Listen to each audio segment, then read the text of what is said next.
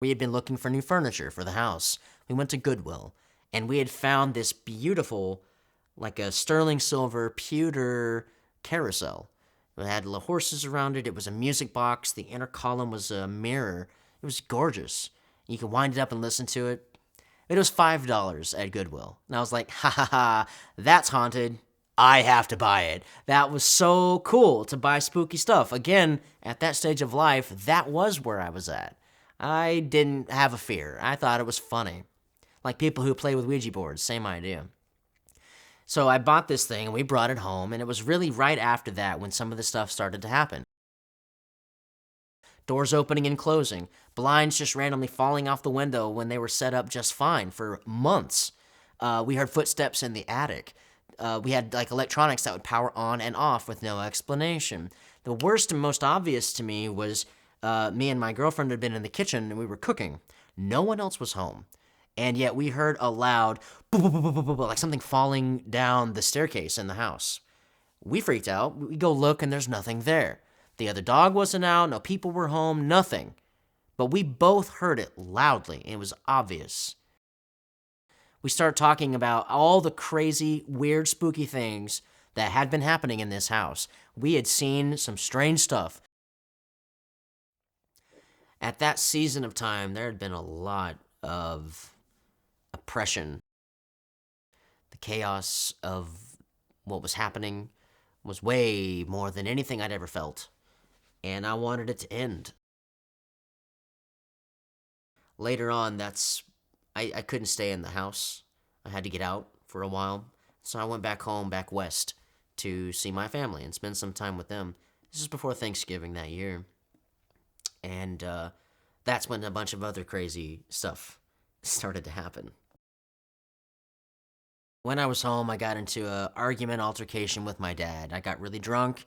He said some stuff that really bothered me. I got into it. He doubled down. I had to go outside. Just not good. Got even more drunk. I tried so hard to gain his approval and nothing ever worked for decades. And so now it's like, well, who cares? Who cares? I don't care. Like, you can be mad all you want to, Dad. Like, your problems aren't mine. I don't care what you think. Just absolute, total turn my back. That night I went to sleep. And in that dream, vivid dream, I experienced some stuff that I couldn't explain. I'm sitting on this couch and I'm watching a scene sort of play out before me in the home. And I look to my right and there's like this really strange, shadowy figure sitting on the couch next to me. Kind of blackened with a paled face, and its mouth and eyes are agape as a black mist or a void of some kind, just looking at me. And I wasn't scared. I was like, oh, that's interesting. Proceeded to watch the rest of the scene before me. At that point, it reached over and touched me on my arm, and I remember going completely numb. I totally numbed out. My head was like on the couch, and I didn't know what to do. I was stuck, and nothing I did could move. I was constantly trying to get up off this couch and move, and I couldn't. I got desperate and panicked. I started calling out for like help, anybody, and I heard all these voices saying my name. Other people's voices in my life that I had known, just people randomly that are friends of mine. And then I heard a different voice that said my name, and it was a voice I didn't know. In my desperation, I was like, hey, whoever you are, like, help me. I need help. I'm stuck. And I felt sort of like a hand reach up behind my head and lift my head up off the couch. And at that point, I woke back up in my room, and I was awake. I felt this tense pressure on my forearms, sort of holding me down. And looking above me, there was sort of a smoke or a vapor or something sort of emanating from my mouth. And it was like it was being inhaled by something up above me, but it was invisible. There was nothing physically above me, but like that, it wasn't just dissipating smoke. It was just like being sucked in. It was very strange, and it scared me. I couldn't move. I was stuck. And so all I could do was move my fingers, and I managed to like scratch my leg a whole bunch until that pain sort of helped me jolt awake and I could finally sit up. And I was freaked out, man. I'd never had like a sleep paralysis thing happen before all my life. And I didn't know what to make of it. So I do all the reality check, you know. I'm like, okay, so I don't see my breath. I'm not cold. The room's not cold. I don't know. I tried to check everything else. There's no like fan or whatever. The air conditioner wasn't on. Like nothing I could check made sense. And I touched my forearms, and there wasn't an outward bruise, but the muscle was extremely tender. Extremely tender. Like it had been bruised, but you just couldn't see it. I don't know how to explain that. So I spent the next 3 hours writing it down, and it happened at 2 o'clock in the morning.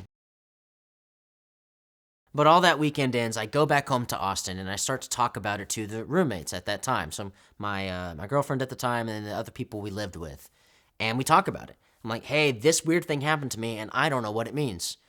And at that point, the others kind of slowly piped up and mentioned that they'd also had sleep paralysis experiences in the house that none of us had talked about before.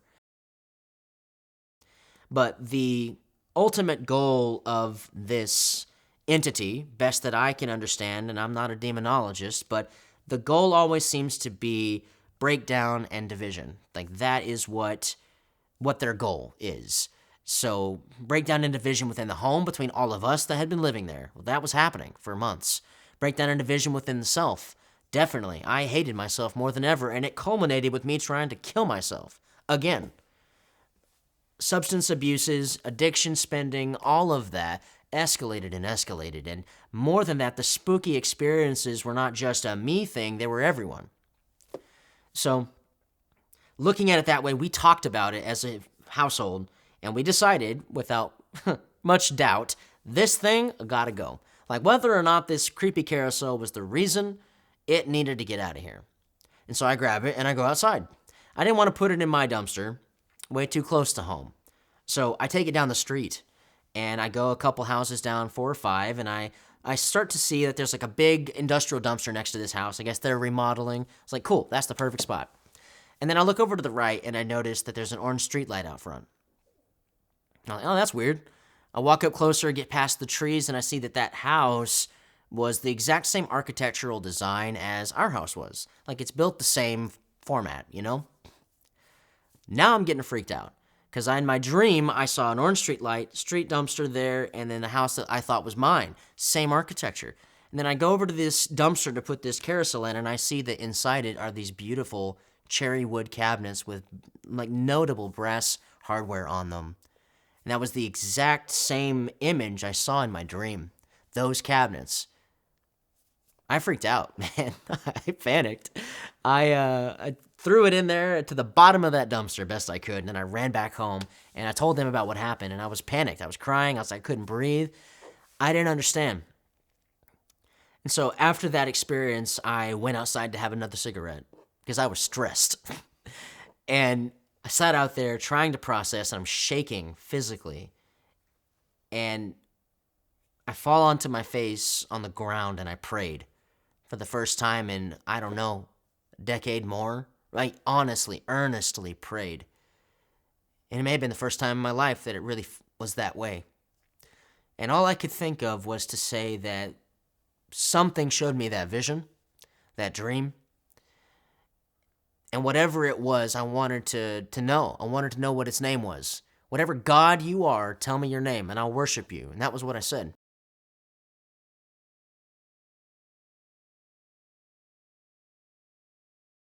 In my exploration, trying to find the name of this God, whatever it was, I wanted it to be anything other than church. Anything other than Jesus, I'm good. Tell me your name that's not that, and I'll be fine. And so I started trying to read books. I looked up temples nearby. I tried to go to a few different services, and nothing was really clicking. The only thing I knew was that I needed to find something right now until I find what the true answer is later. You know, I'll figure out the real thing later, but right now I just need something. And so I ended up deciding to go to church, as much as I didn't want to. And I tried to go to one nearby my house. I showed up. They had changed their hours, so they weren't open. I was mad. I was like, typical church, you know? And I went down the street to the next closest place, and it was called Point Community Church. When I walked in that door, they'd already been in service for 10, 20 minutes, whatever. And the worship leader was up there singing, and they were singing a song called Jireh by Maverick City. And I don't know how to explain this, but there's a moment, I think, in your life sometimes where something just aligns. It just clicks in a way that you can't understand, and it just does. And I knew instinctively that was the name I'd been praying for and asking for so long. Jireh. In Hebrew, it means he provides. That was the name of this God that lifted my head off the couch, that saved me in the dream.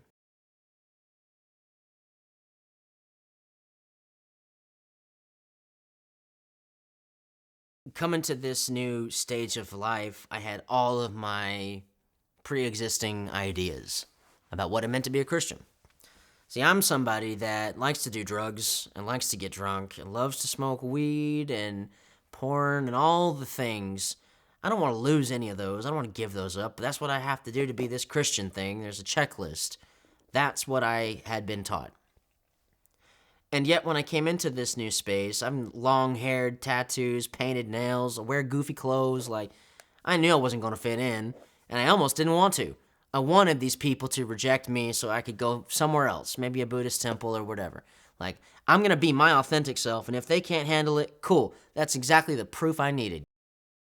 Projecting that this is going to be like the last time with church stuff. That they're going to judge, they're going to hate, they're going to kick me out. I went and sat through the service, and it was neat.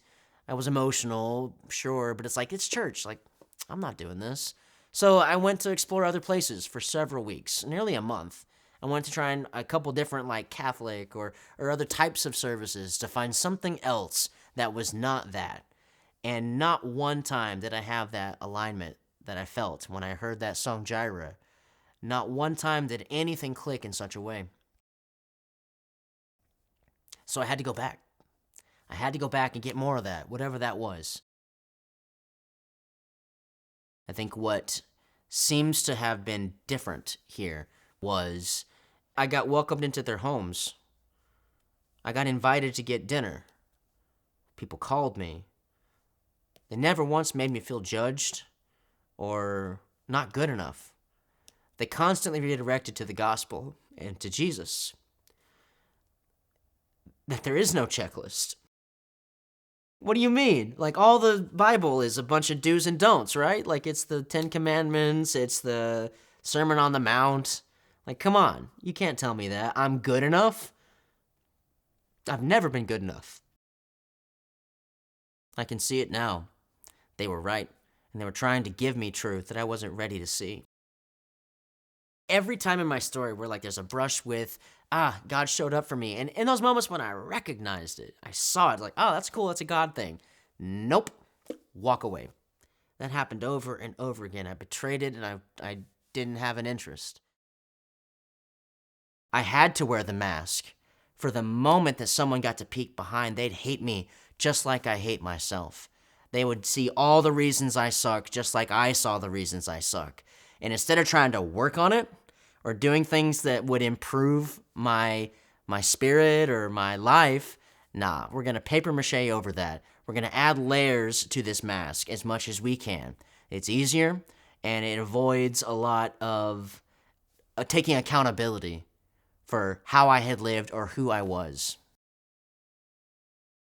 I couldn't be honest with anyone else because I wasn't honest with myself.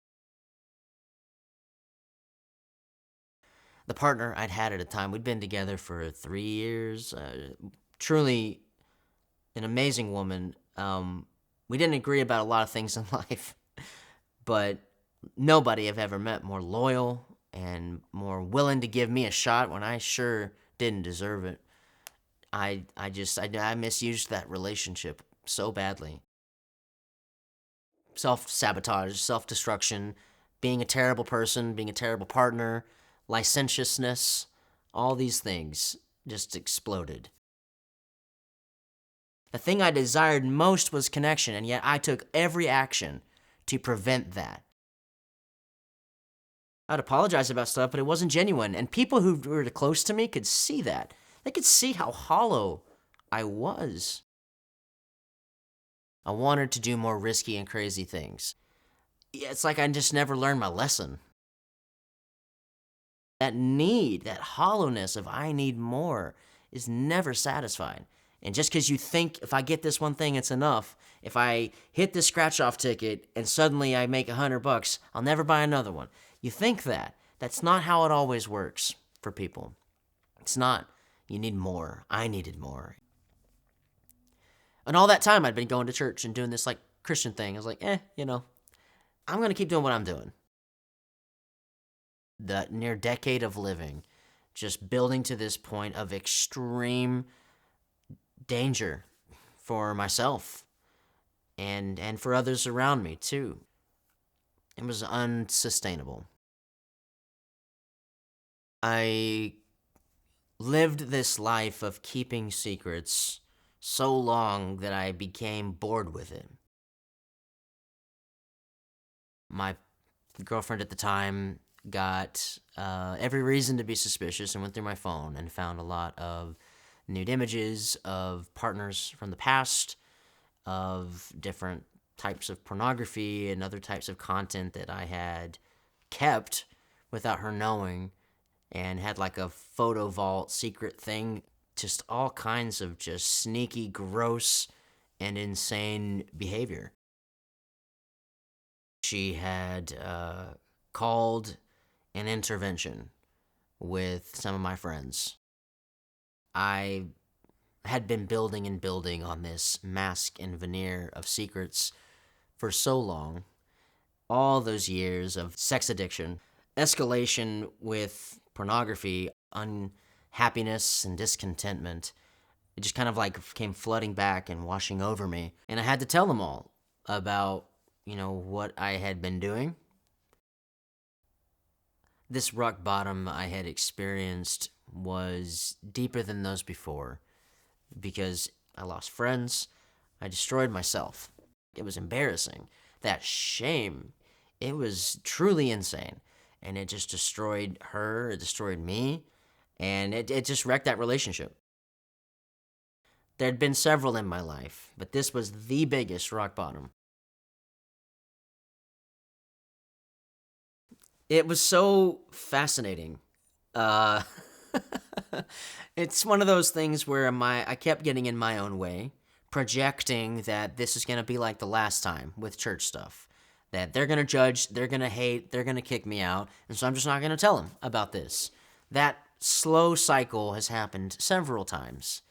The first person I told about some of my past is an elder here, and just sat across the table and said, "That's all? Like, that's all it was?" And I was like sweating and panicked. I was like, but no. It was met with a grace that I couldn't have even imagined. And so I felt a little brave. I was like, okay, maybe I'll go tell someone else about this at some point. I had a great experience with some folks that shared some of their alcohol struggles and their addiction and how it nearly destroyed their lives over a dinner. And that was neat. Like, wow, thank you for sharing that. That worked for you. I'm not good enough for that.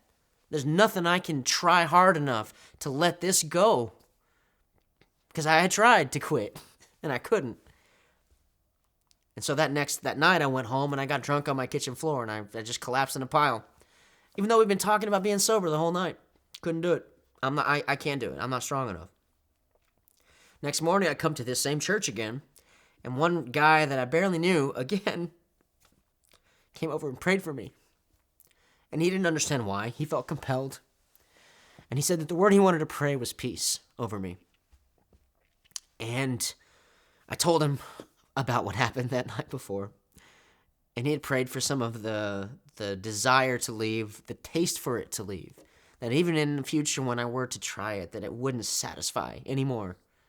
And that's a scary prayer, by the way, let me tell you, because I loved being satisfied by alcohol. But I knew I meant it, I knew I meant it when he was there and we prayed it. And so seeing some of these people who are really trying to live it, not religion, but relationship with God and with each other, seeing that just blew my mind. And I couldn't understand it. I do not have the willpower to really do anything on my own. I have failed myself time and time and time and time again. I think what seems to have been different here was that I didn't have to do it on my own. This church community of relationship really started to show me what it means to be an apprentice of the Most Holy. Not to be a pretender, not to be a scribe. What it means to follow and to try. It's a practice. We're practicing the way. It's not a perfect journey, and it's not supposed to be. That changed everything for me, because all I've ever known was a standard of perfection that I never met. And now you're telling me I don't have to be good enough. All I have to do is just try. I'm like, well, I guess. What began the snowball for me was to know that I'm not rejectable, contemptible, and fundamentally unloved. A story I'd been told my entire life. And now I've got this Jesus guy who's coming in and telling a different story. The story he's telling me was that you don't have to. You don't have to be good enough. What Jesus has spoken over me is that I am loved and I'm accepted, that my soul is his. He sees me as loved, as wondrously made, created in his image to bring goodness to this world, not just for myself, but for everyone around me. Yeah, and the same had been kind of a pattern for everything else in my life, with porn and with weed and with cigarettes, all the things that I regularly did. I didn't want to give it up at first, and I tried to limit it. What if it's just once a month, right? What if it's just 2 cigarettes a day, right? It's no big deal. I can still keep my habit and not have to change. I'm already accepted, right? I'm already good enough. I don't need to change these things. It's fine. But I missed the point. That it's not about a checklist and being good enough. It's about seeing him rightly and understanding that he's worth everything. He is worth everything. And he has said that I am too. And I have a good friend of mine that says this quote that I will never forget for the rest of my life. And it just says, eventually, I found willingness. Eventually, I found willingness. I found myself into a 12-step program. I started going to meetings every week, several meetings. I got good friends and connections in this program. And more than that, this church community of relationship really started to show me what it means to be an apprentice of the Most Holy. I think for any person who's in a struggling place, who needs answers, community is the first place to start. Isolation kills us. We are only as sick as our secrets. What's your story about? It's where we basically list out all of our deepest, darkest, shameful things that we did, things that are in our story. Put it on paper. And the way our program does it is you come into a room, you pick a day on the calendar, and you read it out loud to everyone that's there. There was 32 people in the room when I did my first step. That was terrifying. That was the first time any of this stuff was ever said to another person. I think in the past it would have been impossible to ever talk about some of these things behind the mask with anyone. To go through this program with other people in these rooms that I can be anonymous with, I can say what I need to say, and I know that it stays there, without a doubt. Any feeling that I have, any anger, resentment, bitterness towards myself or others, I can say it. And I'm looking around the room, and I'm seeing people nod their heads yeah, they feel it too. That's mind-blowing. It's a mind-blowing thing. It's so funny how God works. A friend of mine in that room who became one of my best friends, he told me that at the end of it, it was such a gift. Because when I walked in that room, I was the only one carrying some of those secrets and that shame and that guilt. And then when I read that out loud and let everyone else see me truly, I get to walk out of that knowing that now there's 32 other people who are carrying that with me. There was one Sunday where I felt so convicted about some of the sexual relations that I had been actively having at the time. This was years back. And I went to the prayer service the next day, or whatever day of the week it was. We had our monthly prayer service. And I just kept feeling like, I know that this feels wrong and I don't know how to quit. I don't know how to quit. I have to have sex. It's just a compulsive behavior. And I don't know how to quit. And I got up one of those prayer services and I just talked about it out loud. And I said it out loud for the first time. I was like, I have actively been having sex with this person and I don't know how to quit. I don't know what to do.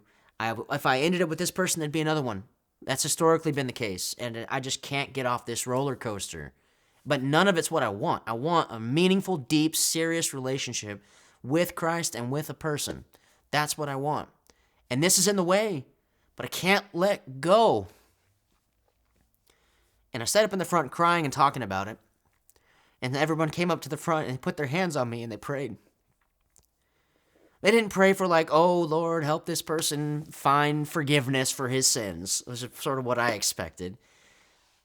One of the ladies up there came up and she asked me first thing, she's like, do you want to let this go? Do you really want it? I wasn't expecting that question. I said, yes, I do. And so they prayed for God to show me grace and love and acceptance with standards of truth, that these things are not good for me, clearly not good. I'm being asked to let them go because they're not good, and I have the courage and willingness to do it. That made an impact, deep. And that didn't make that problem go away overnight. But eventually I found willingness to change things. Maybe I don't need to be on dating apps. Maybe that's a stupid idea. Maybe I don't need to be watching porn. That seems like a pretty stupid idea. Those kinds of things where the healing happens slowly. And it happens a little bit at a time. But it starts with that honesty. Being able to actually tell somebody what's behind the mask. And then having people that don't just hate you for it. And so many little moments like that have happened over the last several years. It's been awesome. Of my community with 12-Step, my community with church folks, and my other friends, like all these places that I see God stepping in to show me, using different tools and different people, the goodness and aspects of himself. It's just awesome. What Jesus has been doing is changing the way I see life in every corner. The things I used to think that I needed and I couldn't breathe without it. I found that when those things slowly went away, I can breathe better. It's not giving up stuff because I'm trying to be good enough. It's giving up stuff because it is good. And Jesus is helping me to see that it is good, even when I deny it and I want to fight against it. The new way is to redefine what that struggle is. Why am I struggling? What is missing from my life right now? What's the piece that I'm trying to fill right now? And that answer is sometimes hard to find, but other times I've found when I'm honest and I'm humbly asking God for that, when I ask that question, it always pops up. For me, it's almost always just it pops up and I am understanding immediately what that is. What is the need I'm filling the wrong way? God will tell me. Slowly, let me be clear. This was not an overnight, oh, I never have to drink again. No. But it made it easier. Because even in the moments when I relapsed, it didn't taste good. Going through this process over years has been so enlightening for me. I think now I can see that I was meant to struggle in this process. Because, I think he's put me in a place with some communities to struggle before them because it's for his good. It's for his glory. That he can use me as a tool to reach people that would otherwise have nothing to do with Jesus and the church. So slowly over time, I found a way to quit weed. I found a way to quit cigarettes. I found a way to quit drinking. And it's a way to quit porn. And there's more to come on that. It's taken a lot of years to get to a place where I can even begin to say that I love myself. That self-love just didn't exist for so long.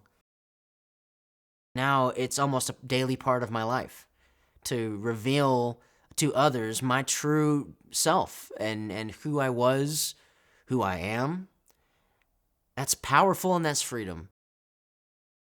It's about changing the way you look at life entirely. Everything is transformed. I have learned to have a personal relationship with God that is true and it's so healthy. That's the strange thing. It's hard to even say it out loud because it feels like, oh, I'm going to jinx it, you know? But it's true. I know that the solution for so many of my problems comes when I can just get aside from my pride, get away from my ego and managing my image in front of other people, vanity and greed, things that are normal for me that I've always lived with, let those go, and then just approach the king. Approach my dad. Ask Dad, what's going on? What do I need right now? Instead of pretending I know what I need. Go ask. What's the need in my heart that's missing? That's how personal this relationship has become. And it will continue to grow deeper and deeper and deeper. But in this new journey of becoming a Christian, for the first time really, and understanding what it means, I recognized that God was working a lot of this process through me, and my father was really an important piece of that. I still felt like there's a piece that's missing, and it wasn't about a checklist. It wasn't about needing to be good enough, but it's more about removing an obstacle that was in the way. Like, why don't I feel good enough? What's in the way of that? And praying about it and asking for advice from elders. God revealed to me that the obstacle was this relationship with my father. I didn't forgive him yet. I didn't let it go. I didn't try, really. I made little steps, but it was time to take a big leap. That resentment and bitterness I was holding back my spiritual journey, and I couldn't even see it. And so I hadn't yet been asked to be baptized, and I wanted to. So I asked him. I said, Dad, would you be willing to baptize me sometime? And he said yes. And he does the rites that people say and puts his hand over my nose, and I go under and come back, and his face was the first face that I saw. And I saw it different. I saw it different this time. This wasn't just a man that had hurt me, who had wounded me, who had affected the whole trajectory of my life, trying to run away and disappoint him. As revenge almost, you know? I saw him as a man who was placed in a home to be a reflection of God. He was put there to show me something, to teach me aspects of who God is. And I've learned those lessons now. And at the same time, he is a man who has flaws just like I do. It doesn't excuse any of it. It doesn't make it okay that I went through the things that I went through. It doesn't justify any of that. And yet, there is grace sufficient for him, as there's grace sufficient for me. How can I sit there and expect him to change if I don't? And even when I do, it doesn't give expectations on him. I should accept him, as I have been accepted by God.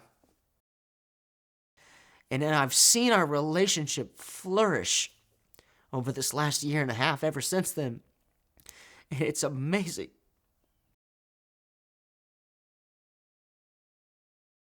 I needed to get away from my father's Christianity so that I could learn how to choose it for myself. Because otherwise I was just a puppet. I was just doing what was expected of me to be the kind of Christian that I thought I was supposed to. Not everyone has to go through that, but I did, for sure. I needed to be put in a place to screw up a bunch and then be able to make the choice. And that has been the greatest choice of my life. Now I can be on this side of the journey. I can see myself rightly. That helps me to see other people rightly. That's where Jesus intervenes. That's where he is better. Is helping us understand our identity. I have experienced so much freedom from the compulsive sexual behaviors that used to be common for me. Those things that were just a part of routine. I found a lot of freedom from those things. I don't need them. I can surrender. I can find good out of it. And by doing that, it has made room for a truly deep and meaningful, serious relationship to occur. What are the things holding you back? What are the things that are getting in your way of growing and healing and evolving? Those are the things that he's asking you to surrender. It's not because he wants you to hurt or because you need to hit a checklist. Those are obstacles to your growth, and those are obstacles to your walk and your apprenticeship with him. And so what those obstacles look like is different for every person. What Jesus has spoken over me is that I am loved, that I'm accepted, that I am good, that my soul is his, that I'm not a fuck up, that I'm not retarded, I'm not stupid, I'm not an idiot. I'm exactly where I'm supposed to be right now, and I'm exactly who I'm supposed to be right now, which is a whole different way of thinking than I've ever had. And now I can go from living a crisis-driven life to a Christ-driven life, and how different that feels. It's amazing.